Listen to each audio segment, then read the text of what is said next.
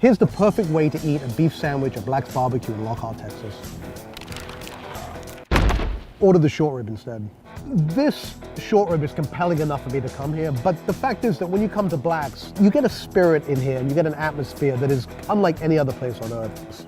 It's in Lockhart, Texas, which is widely credited as being the barbecue capital of the state. There's 4 very well-known barbecue restaurants, but I'm going to visit the oldest, which is Black's, established in 1932, still family-owned.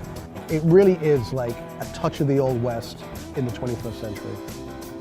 Short ribs are notoriously tough to cook because they have a lot of collagen that you need to break down into gelatin. It has this incredible marbling inside, rivulets of fat just working their way through the meat. So this has all the hallmarks of great barbecue. You have the dense bark on the outside, and then on the inside you have this really just so juicy and flavorful. Okay, that's enough yapping. Let's get in there and see what's going on inside this rib.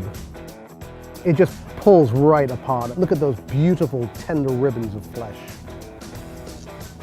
You get the smoke, and that's kind of what hits you up front, but then you get the flavor of the actual meat underneath, almost like the tenderness of a long braised stew, but then you have the external crunch of like a good steak. So it's really like all the great things that you can do with meat kind of combined into one dish. I think pound for pound, you get more flavor out of short rib than almost any other cut of beef. So when you visit Lockhart, and you must visit Lockhart, go to all the places, but do not miss the beef short rib at Black's Barbecue. Thanks for watching. For more meat shows, subscribe here.